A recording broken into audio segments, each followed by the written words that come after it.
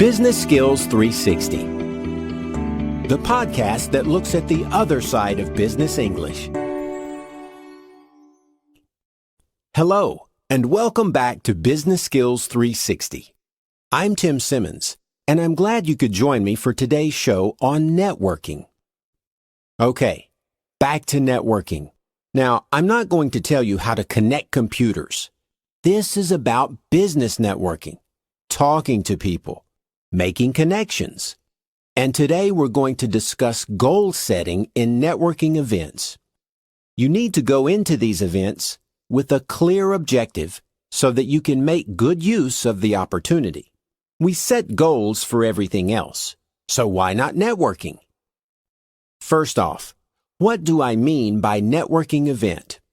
Perhaps it's a mixer for all business people in your community, or maybe it's a conference where you have the chance to meet people in your field.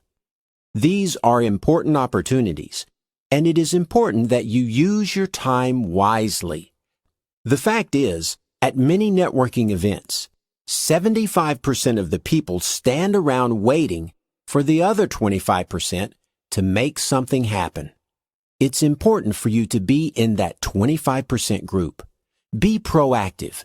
You can't just stand in the corner and expect everyone to walk across the room to introduce themselves. So, to be an active and successful networker, it's a very good idea to set goals before the event. What kind of goals? We'll talk about issue-based goals and human-based goals. Let's start with issues. Before the event, sit down and give some thought to your current situation. What issues are you currently dealing with in your business or work? Are you facing specific problems or obstacles that you need help with? Do you have certain needs? Write these things down, then rank them in order of importance. For example, your list might say, Number 1, our project meetings lack focus. Number 2, our computer servers are unreliable. And number 3, my department is spending too much on office supplies. Great. It's good to have a top 3. Too many, and you'll lose focus. Now, keep your top 3 issues in mind as you head into the networking event. Remember, the goal of your networking is to solve these problems, get help solving them, or simply get some ideas about how to deal with them. You may not meet someone who can actually solve these, but you may meet someone who has encountered them before. Steer the conversation toward these issues. They may help you get over that awkward situation in which you've introduced yourself and aren't sure what more to talk about. You can say something like, So, you folks do a lot of project work. How do you find your meetings? Or, what kind of servers do you run in there? Now, let's think about human-based goals. The purpose of networking is, of course, to build a human network. You talk to people, and your network grows. You talk to more people, and your network grows even more. That's great. But if your purpose heading into a networking event is very general, like talking to people, then how do you know whether you've been successful? Setting specific goals will help you get more done and measure your success, especially if you feel you're not very good at networking. Put numbers to your goals. Set targets, just as you might for sales or other important business basics. For example, perhaps you decide that you will make 3 soft contacts and 1 excellent contact. Or maybe you decide to tell 5 people about your company's new product. Or maybe you aim simply to pass out 10 business cards. Whatever the specific goal is, it will help you focus your efforts. Chatting for 30 minutes about baseball with a former coworker may qualify as talking to people, but it's not necessarily the best use of your networking time. Right. That's all for today. Happy networking. And don't forget to tune in next week when we'll have a look at network maintenance. Fascinating stuff. Bye for now. Business Skills 360, the podcast that looks at the other side of business English. Hi, everyone. I'm Tim Simmons, and you're listening to Business Skills 360. Glad you could join me today for the second part of our look at networking skills. Today also marks the start of our back-to-school sale on Business English Pod. Just head over to the website at www.businessenglishpod.com. In this episode, I'm going to focus on what I'll call network maintenance, or how to make sure your network is healthy, organized, and effective. You see, passing out business cards is not enough. I can spend all week attending events and talking to people and manage to hand out 200 business cards, but still not have a healthy and effective network. To do that, you need to maintain your network. You need to take care of it and reinforce its connections. You need to work your network. Just how can we do that? Glad you asked. One of the first things you can do is to keep track of your network on paper or electronically. Take notes on your contacts.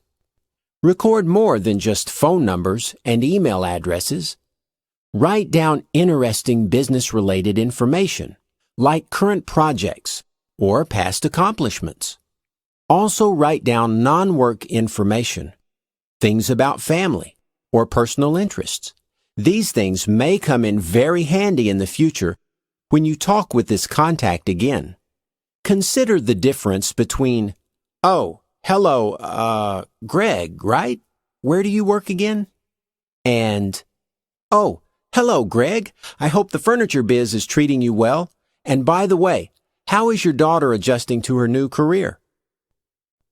Another important part of network maintenance is following up on conversations. You meet someone, you exchange cards, and you have a brief chat. Great. A couple of days later, you should send this new contact a brief email message just to say it was a pleasure talking. Mention something specific that you talked about just to help the person remember. Connections that are not reinforced will die. A brief follow-up after first meeting is a great way to increase the chance that your connection will survive. Reinforcing your network even further means working your connections regularly. Don't be afraid to call on people for help. If you're faced with a difficult issue, look through your network to see if anyone can help. It might just mean placing a call for 5 minutes of advice. No problem.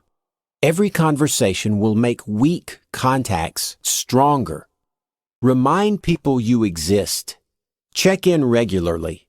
If you hear a piece of news that you think someone might find interesting, pass it on. Show that you're an active contact, and people will do the same in return. Also, remember that we're talking about healthy and effective networks, not healthy and effective relationships. What's the difference? Well, you may have a few dozen good business relationships, but if none of those people ever become connected, then it's not really a network. Every relationship is simply the connection point between two people's vast networks, and you should take every opportunity to connect other people through you. Here's an example. You have a business associate named Nancy who needs to hire a new bookkeeper. You meet someone at a networking event named Joe who tells you he had to lay off several people in his accounting department. What do? You connect Nancy and Joe. Doing this strengthens your relationship with both people and puts 2 favors in the bank, one with Nancy and one with Joe. Doing this strengthens your relationship with both people and puts 2 favors in the bank, one with Nancy and one with Joe. You need to learn to view people as nodes in a network, not as isolated individuals. When you meet someone, Don't think only of what he or she might be able to do for you. Think of what everyone in his or her network might be able to do. Good contacts are the ones that have good networks.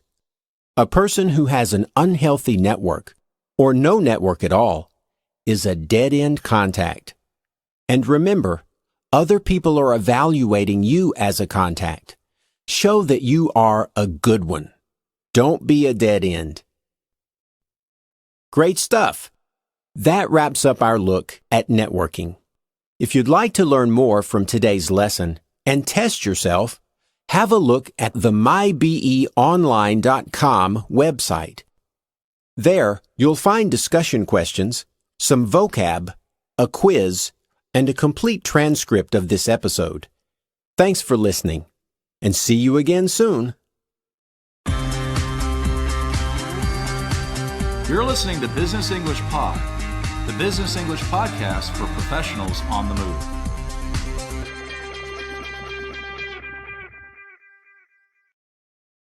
Today's episode is the first in a two-part series on the basics of social English, starting a conversation, keeping it going, and finishing it appropriately. Successful conversation is an important part of networking, the skill of building up a network of contacts and relationships. In this episode, you'll be learning skills in language for starting and finishing a conversation appropriately. In the next, you'll practice how to keep a conversation going. Today's listening takes place at the Asia Pacific HR Conference for Multifresh, a major global producer of health beverages. A beverage is a drink. You'll hear two dialogues. In the first, Penny, an HR officer from Malaysia, strikes up a conversation with George, the Asia Pacific Learning and Development Manager. To strike up a conversation means to start a conversation, usually with someone you don't know too well. In the second dialogue, Pat, an HR officer from Australia, then tries his best to strike up a conversation. Now, here are the listening questions. First, what office is Penny from? 2. What does Penny think about the speech? 3. Have Pat and George already met? And 4. Does George have time to talk to Pat?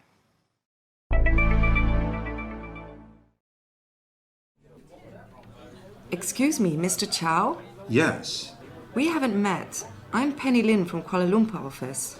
Ah, yes. It's great to finally meet you. It's good to meet you too. So, interesting speech, wasn't it? Yes. Looks like we have a few challenges ahead.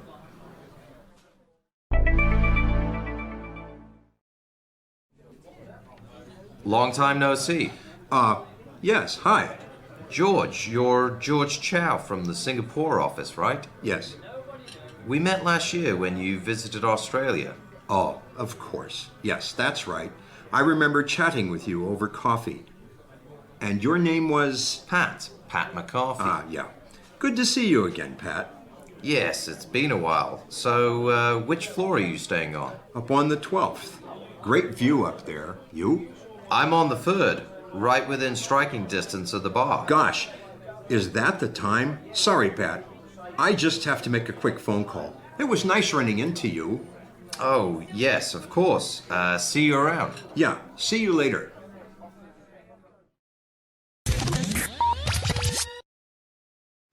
So, it looks like Penny's attempt to strike up a conversation with George was much more successful than Pat's, wasn't it?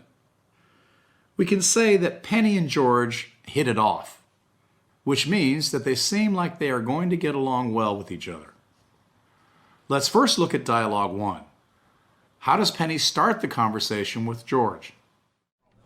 Excuse me, Mr. Chow? Yes. We haven't met. I'm Penny Lin from Kuala Lumpur office. This is one easy way to begin a conversation with someone you recognize but haven't met or don't know very well. What are some other ways? You're Mr. Barnes, aren't you? Hi, my name's Sally. Excuse me, aren't you Baxter Gordon? Wow, it's great to finally get the chance to meet you. I've heard a lot about you. You must be Monica Childs. You have no idea how great it is to finally meet you. What a wonderful surprise. But what if you don't know somebody at all and you just want to walk up and introduce yourself? Conferences, parties, dinners, all sorts of networking events present you with chances to meet people you don't know. We haven't met. I'm Lynn Jacobs. What's your name? I don't think we've met. My name is Abdullah. Hello, my name's Josh. What's yours? Of course, if you already know someone, you can just say, "Hello again, nice to see you again," or "Long time no see," as Pat says to George in Dialogue 2. After Penny has struck up a conversation with George and they've made their introductions, "Nice to finally meet you. Good to meet you too." What does Penny say next to get the conversation going? So, interesting speech, wasn't it? Yes. Looks like we have a few challenges ahead. Penny is using a tag question, a question ending with "isn't it?" "Wasn't it?" "Aren't they?" "Weren't they?" "Don't you think so?" And so on. This type of question is ideal for starting conversations because it gives your partner an easy chance to respond. Let's look at some more typical tag questions you can use. Horrible weather, isn't it? Great hotel, isn't it? A beautiful day, isn't it? Great game, wasn't it? Splendid program, don't you think? The food here is really great, isn't it? Amazing team, aren't they? It's been a long day, hasn't it? Can you think of any more good tag questions? I'm sure you can. Tag questions give you a great way to get the conversation going. Of course, you don't just network at formal social events, such as parties or dinners. Many everyday situations provide you opportunities to meet new people. Waiting in the hotel lobby, standing in line, working out in the gym, having a cocktail in a bar. Sometimes we skip over the greeting and move straight to the tag question, don't we? Great game, isn't it? Yes, amazing. I don't think we've met. My name's Ronald. What's yours? I'm Cindy. In addition to tag questions, there are a variety of great WH questions, which are who, what, where, when, why, and how questions. These you can use to get the conversation going. Where are you staying? How long have you been in Singapore? How was your flight? Is this your first time here? What do you think of the food? When did you arrive? So far, so good. You've studied how to open a conversation with various kinds of greetings and how to get one started by asking tag questions. Now, let's look at more skills in Dialogue 2. What do you do when you don't remember someone's name? And how do you end a conversation politely? Remember, Pat greets George in a very friendly fashion with "Long time no see." This signals to George that Pat already knows him. But George doesn't seem to remember Pat very well, does he? So how does he handle this? George, you're George Chow from the Singapore office, right? Yes. We met last year when you visited Australia.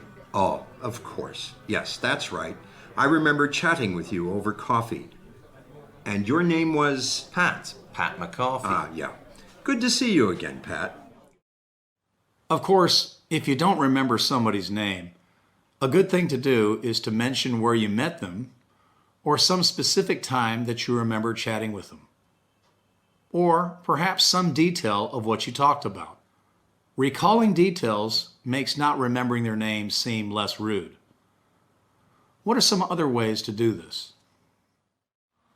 Ah, yes, of course. You and I met at the trade fair in Venice last year. You're a big Juventus fan, right? You know, I remember talking with you about the new marketing strategy last month, but your name has just slipped my tongue. It just slipped my tongue is an idiom that means you temporarily can't think of someone or something. So it's an extra polite way to say you've forgotten someone's name. So George does a pretty good job of dealing with not remembering Pat's name, doesn't he? Well, what happens next? Pat tries to make a little bit of small talk about which floor they're staying on. Pat is staying on the 3rd floor, right within striking distance of the bar. To strike means to hit or attack. To be within striking distance of something is an idiomatic expression that means you're close to something. You can say that you're within striking distance of a target or goal. For example, now that we're within striking distance of the sales target, we need to keep our efforts up and work even harder. Now, let's have a look at the end of the dialogue. Does George have time to talk to Pat? Doesn't seem so. Gosh, is that the time? Sorry, Pat. I just have to make a quick phone call. It was nice running into you. Oh, yes, of course. See you around. Yeah, see you later. So how does George finish the conversation politely? Gosh is an informal expression of emotion. Most people consider it very clean. It comes from changing the D at the end of God to SH. Even cleaner, and perhaps more formal, is oh dear, or oh my goodness. So, gosh, is that the time? Means George is surprised by how late it is. Then he makes an excuse for finishing the conversation suddenly. He has to make a phone call. What are some other ways to do this? Well, I'm afraid I'll have to be going. It's been nice talking to you. Would you excuse me for a moment? Oh dear. If you'll excuse me, I must just go and check on something. Will you excuse me? There's something I have to attend to. That just about does it for today's show. But before we finish today, we'd like to give you a chance to practice yourself. Imagine you are at the HR conference with George. You haven't met him yet, but you'd like to. Start the conversation by saying, "Excuse me, you're George, aren't you?" Wait for him to respond, then introduce yourself and ask him a tag question about the weather. Are you ready? Yes? Oh, nice to meet you. Yes, I agree. Is this your first trip to Singapore? Now, let's listen to a possible answer. Excuse me, you're George, aren't you? Yes? We haven't met. I'm Jo from London. Oh, nice to meet you. Nice to meet you too. Beautiful weather today, isn't it? Yes, I agree. Is this your first trip to Singapore? Good. Now, imagine you have to leave. Make an excuse to finish the conversation politely. That's all right. Hope to see you later. How did you do? Let's listen to an example answer. Oh dear, will you excuse me? There's something I have to attend to. That's all right. Hope to see you later.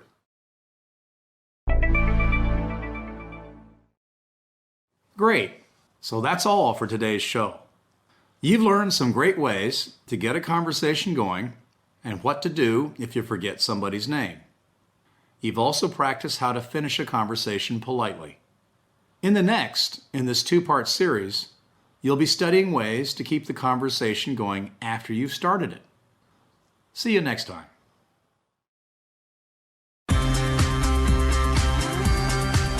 You're listening to Business English Pod, the Business English podcast for professionals on the move.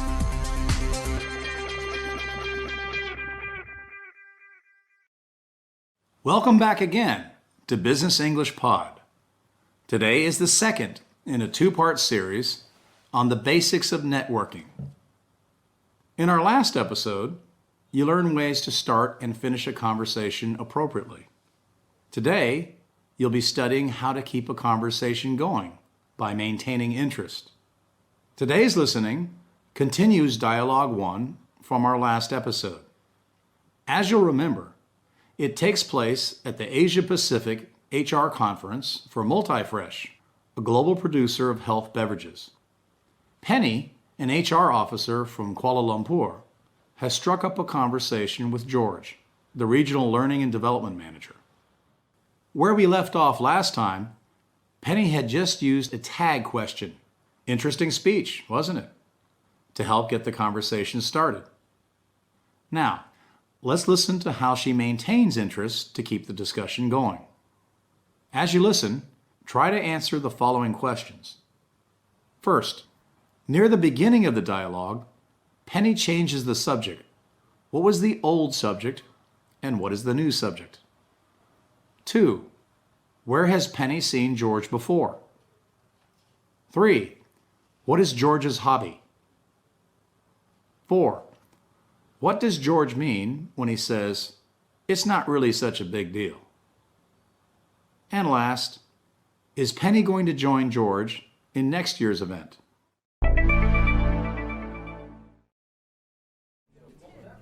Interesting speech, wasn't it?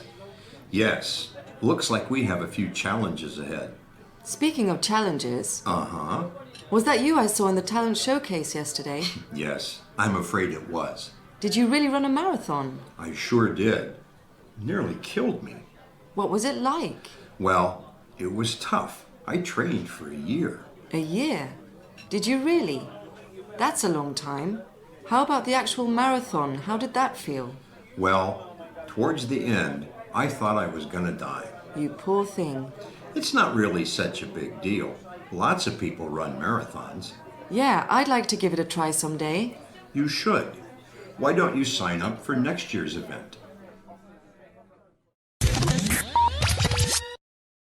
It certainly seems as though George and Penny are hitting it off, doesn't it? Remember, to hit it off means to get along. Penny is doing a good job of keeping the conversation going.